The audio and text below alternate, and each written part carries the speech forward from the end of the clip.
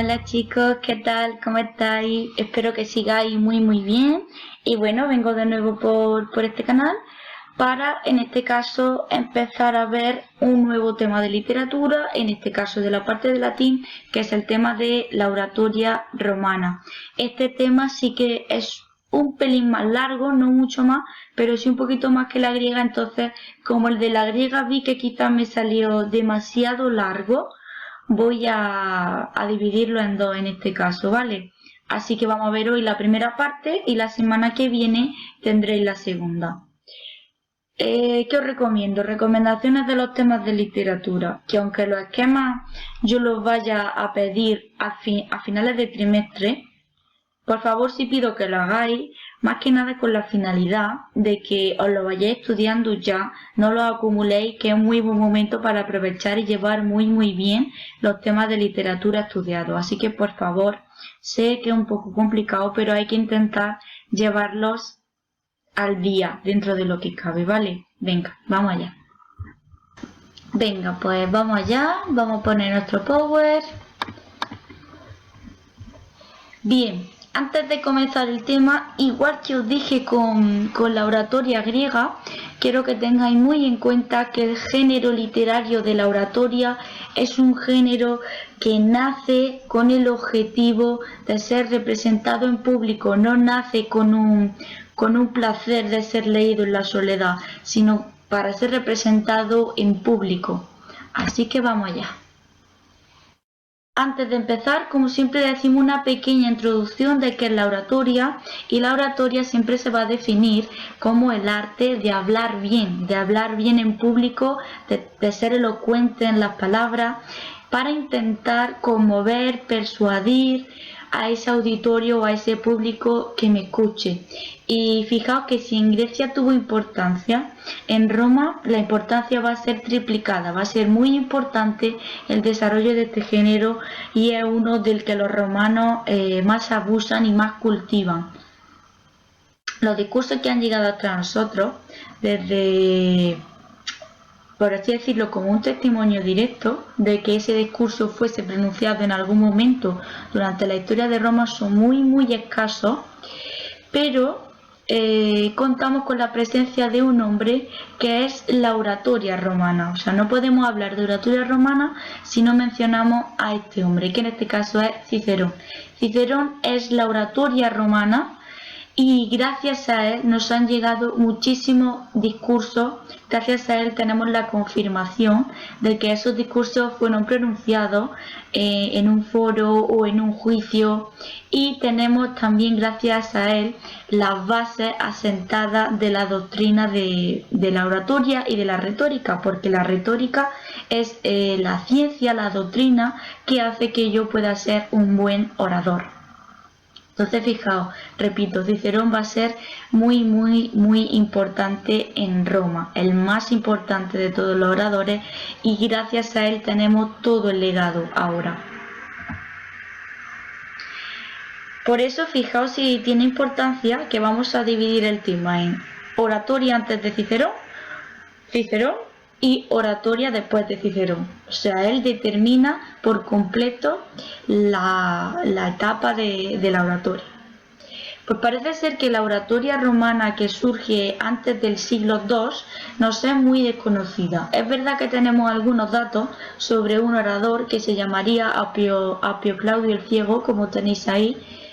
Lo del ciego hace característica que este hombre parece ser que era ciego. Y sabemos por Cicerón de nuevo que sí que pronunció un discurso en el Senado, parece ser, en el que lo que pide es que no firmen una paz con un rey que se llama Pirro, porque esa paz sería desfavorable para el pueblo romano. Tenemos constancia de que ese discurso sí que lo pronunció Apio Claudio el Ciego, que fue uno de los primeros oradores. Luego digamos que entre los siglos III y II tenemos algunos testimonios de discursos que sí que se pronunciaron, pero fijaos que estos discursos pertenecerían al género de lo que ya hemos visto a lo largo de muchos temas, sobre todo como precedentes de muchos géneros, que son las laudaciones fúnebres, que recordad que son esa especie de discursos, sí, son unos discursos que se hacen para ensalzar o vanagloriar a un difunto o a una persona que ha muerto. Pero claro, Cicerón dice de estos autores que se consideran oradores en algún sentido por pronunciar un discurso, que falsean mucho la historia, obviamente, porque lo que cuentan de ese autor normalmente pues no era del todo cierto, sino que siempre se intentaba pues hacerle una especie de tributo, de admiración después de muerto. Por eso dice que falsean la realidad. En la imagen tenéis a quien se supone que es Apio Claudio el Ciego, que es el hombre que tiene barba, ¿no? Y va guiado por otros senadores o por otros oradores. ¿Cuándo se consolida en sí, podemos decir, la oratoria, ya como un género más o menos ya fuerte, que tiene fuerza, ¿no? Pues más o menos en el siglo II a.C. parece ser que ya empieza a consolidarse la base, ya empieza a saberse cómo tiene que ser un buen orador, qué tiene que estudiar para llegar a ser un buen orador. Y esto fijaos que se debe muchísimo, como todos los géneros en Roma, ya lo sabéis, a la influencia griega. La influencia de los griegos es determinante para que la oratoria latina llegue a ese punto tan importante, ¿no?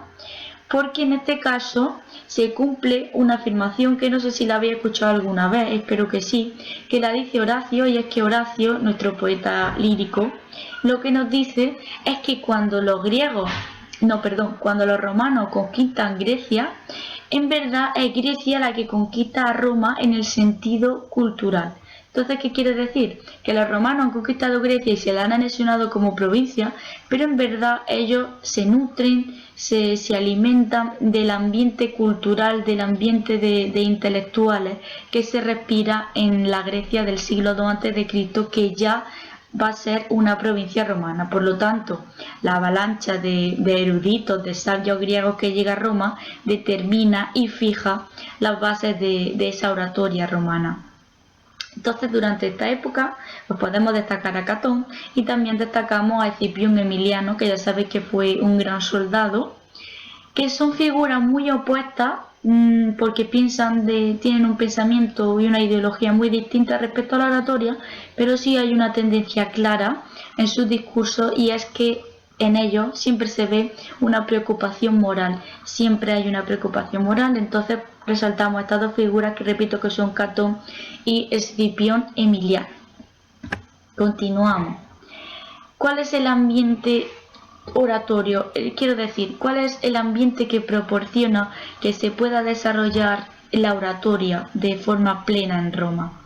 Pues en el siglo I, cuando ya la República se encuentra en una fase casi de término y de deterioro, entonces se crea un ambiente muy propicio en Roma para que se desarrolle la oratoria. ¿Por qué? Porque cuando está cayendo la República es el momento en el que la gente sale a la calle. Entonces se crean muchísimas campañas electorales de quién debe ser el cónsul, de a quién apoyar. Entonces en ese sentido es muy importante, perdonadme de verdad, es muy importante la oratoria, porque es lo que es el género que va a hacer que el pueblo vote a un partido, elige a otro, entonces los oradores, que al final vienen a ser esos cónsules o esos senadores que buscan entrar en el poder en Roma, pues lo hacen y llegan a la gente para intentar poner a esa gente de su parte a través de la oratoria. Es una de las pocas maneras que tienen, porque claro, un orador llega, se coloca en el foro romano y empieza a dar un discurso para que la gente lo siga, o empieza a dar un discurso de que el candidato del partido contrario ha cometido un abuso de poder o ha sido corrupto, y eso es muy importante, es lo que propicia que la oratoria sea tan importante en esta época de ya, repito, finales de la República en Roma. Y aquí tenéis que tener en cuenta que surgen dos escuelas de oratoria, y es muy importante, esto hay que decirlo sí o sí dentro del tema, parte importante, dos escuelas, que son la asiática y la ática. La escuela asiática Es una escuela que va a tender siempre a periodos de oraciones muy largos, a hacer textos muy ornamentados, quizás casi rozando lo pedante, ¿no? A expresiones muy floridas, como pone ahí, ritmo oratorio, ¿no? Mucho dinamismo, pero también expresiones muy cargadas de recursos, de periodos largos, sintácticos. Y fijaos, la ática, que es la otra, es todo lo contrario a la asiática.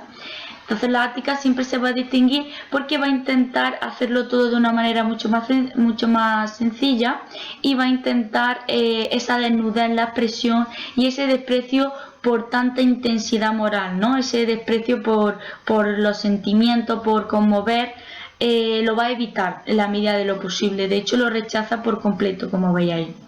Repito, muy importante estas dos escuelas que queden claras, la asiática y la ática. Oradores importantes de este periodo, pues simplemente por mencionar tenemos a Estrabón y tenemos a Rufo, a Calvo, pero si me tengo que quedar con un nombre de esos cuatro, me quedo con Hortensio. Hortensio fue uno de los oradores más importantes y tenía una fama muy reconocida en esta época, hasta que llegará Cicerón y lo eclipsará por completo. Antes de Cicerón, Horacio era la estrella del foro, como bien pone ahí, y al quien todo el mundo quería. El discurso que dijese Hortensio siempre sería el que ganaría frente a otro. Entonces era muy importante hasta que Cicerón llega y acaba por completo con su fama. Y si no me equivoco, vamos ya a Cicerón. Fijaos que el titulillo de Cicerón es la oratoria romana en sí. Repito, muy importante, es la oratoria romana, no hay más. Cicerón marca la pauta de este género en Roma. Datos biográficos de Cicerón. Él nace en Arpino, que es una pequeña ciudad de Italia. Viene de una familia de clase media y sabemos que recibe una educación en Roma y que también tuvo la oportunidad de viajar a Grecia para completarla. Por lo tanto, es un hombre bastante formado y bastante educado en el terreno de la gramática y de la retórica. Fue un protagonista directo de la conjuración de Catilina, que fue una conjuración para desterrar a un hombre del Senado, de la que hablaremos ahora después más tranquilo, que él propició que fracasara. Cuando muere César, porque Cicerón es bastante contrario a la ideología de César, cuando César es asesinado y muere en ese Senado, Cicerón parece ser que intenta retomar una restauración de la república que era antes. Y entonces esto hace que él tenga que competir con Marco Antonio, que va a ser el sucesor de César al poder. Y esto a Cicerón no le sale muy bien porque fijaos que provoca su muerte, provoca que lo asesine.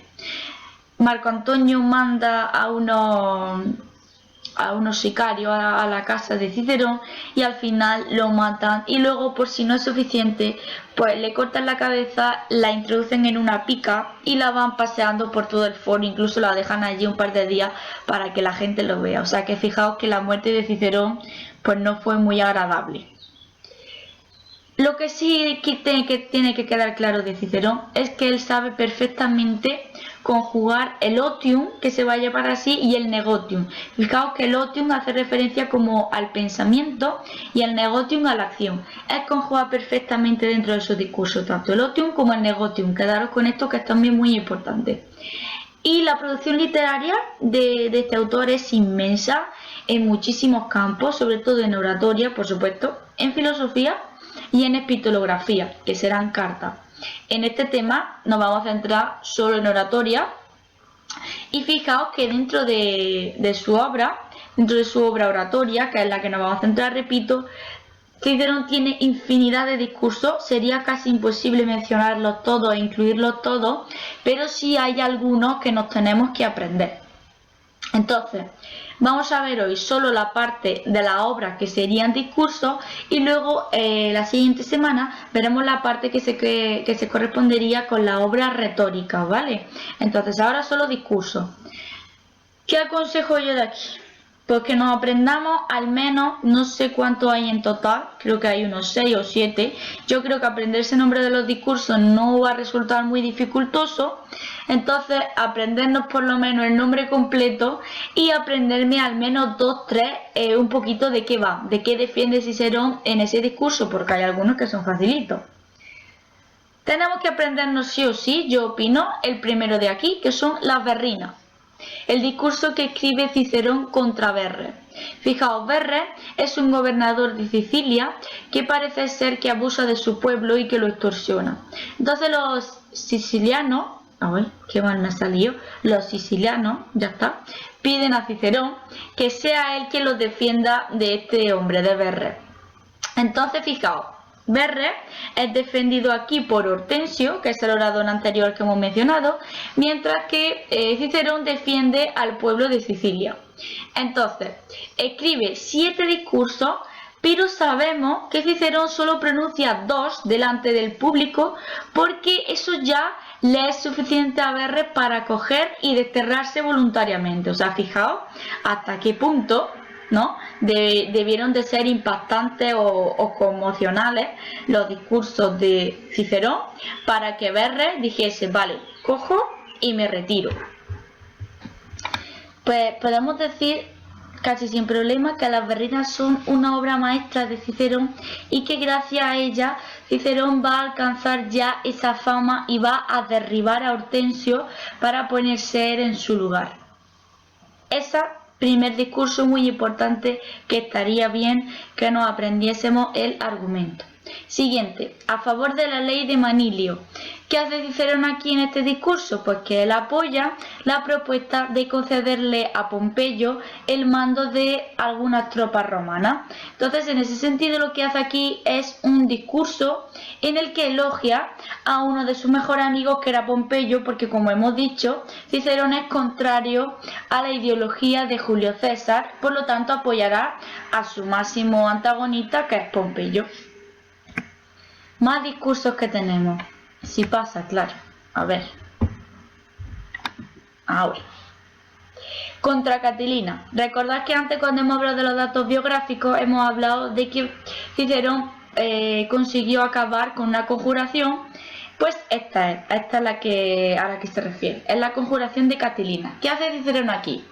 Bueno, primero, Catilina es un candidato que quiere ser cónsul, que es un candidato al consulado, pero que como no es elegido, lo que sucede es que trama una conjuración para echar del poder al cónsul actual. Entonces lo que hace Cicerón es que pronuncia 4 discursos contra Catilina delante del Senado, y esto ya es lo que termina de darle esa fama, esa gloria, ese renombre a Cicerón, e incluso ya recibe ese apelativo de padre de la patria. Fijaos, y eso ya, después de darle esa fama, hará que ya sea mucho más fácil que Cicerón pueda llegar a ser cónsul, porque Cicerón llega a ser cónsul en la República Romana. Y las berrinas, junto con los discursos de Catilina, o las catilinarias, que también lo podéis encontrar con ese nombre, hacen que Cicerón se consolide ya como el mejor orador que ha dado Roma en todos los siglos. Por ahí contra Catilina, esa es la que yo también aprendería junto con las berrinas. Luego, a favor del poeta Arquías, es simplemente Cicerón, digamos que toma como pretexto que va a defender al poeta Arquías, que es un poeta griego que ha sido ofendido por ciertas cosas que ha cometido injustamente al parecer, pero en el fondo lo que hace Cicerón en este discurso es hacer un elogio completo a todas las letras, y sobre todo, digamos que en general a todas las letras, pero en particular a la poesía. Dedica un discurso entero a alabar las letras y la poesía, y por eso en ese sentido él pone como pretexto que va a defender al poeta griego Arquías, pero en verdad es simplemente un elogio que hace él a las letras y a la poesía. Más discursos. Tenemos 2, en este caso, que van juntos, que son a favor de Marcelo. y a favor del Ligario, que son discursos simplemente en los que Cicerón va a defender a estos ciudadanos que parece ser que han sido enemigos de Julio César y él quiere defenderlos para que no sean condenados. Luego, muy importante también, otro discurso, Filípicas contra Marco Antonio. Yo creo que es uno de sus discursos más importantes. En este caso son 14 el número de discursos y parece ser que Cicerón busca aquí hacer un homenaje a Demóstenes, porque si recordáis a Demóstenes del tema de la oratoria griega, él escribe la Filípica contra Filipo II para, si recordáis un poquito, que no consiguiera el poder, que no consiguiera entrar en el poder porque decía que iba a romper la unión de todos los griegos. Pues parece ser que Cicerón le da el nombre de Filípica a su discurso contra Marco Antonio bajo el pretexto de que Marco Antonio es un seguidor de Filipo II y va a ser lo mismo. Entonces parece ser que esta fue también una de sus obras cumbre y desde luego una de las mejores también, unida a las Berrinas y a las Catilinarias. Entonces me parece que hasta aquí sobre los discursos de Cicerón, de respecto a discursos. Y entonces ya para terminar, deciros que Cicerón aúna siempre, recordad que hemos hablado que se crean dos escuelas, el asianismo, la escuela asiática y la escuela ática. Pues digamos que Cicerón es una mezcla de lo mejor del asianismo y de lo mejor del aticismo. Entonces él conjuga perfectamente un discurso que tiene mucha densidad argumental o que tiene mucho ornamento, y eso lo conjuga con una expresión desnuda, con una mezcla desnuda. Se ajusta perfectamente a las circunstancias que rige cada discurso, porque si él quiere conmover las Catilinarias para que la gente se dé cuenta de lo mal que ha actuado Catilina, pues usa ese asianismo. Pero si él quiere hacer una alabanza de las letras y de la poesía, pues usa ese asianismo para esos periodos largos, para ese ornamento, para ese patetismo, ¿no?, que hemos dicho que caracteriza a la escuela asiática. Y creo que nos vamos a quedar exactos, nos quedamos aquí. Bueno, pues hasta aquí la primera parte del tema de la oratoria. Repito, la semana que viene tendréis la segunda. Ya sabéis que para cualquier duda o para cualquier cosa estoy en el correo y que cuando acabemos el tema os mando, como hice ya con el anterior, el tema más completo como siempre hago y el Power que yo utilizo, ¿vale? Venga chicos, mucho ánimo, a seguir para adelante, a quedaros en casa y venga, vamos allá, un beso.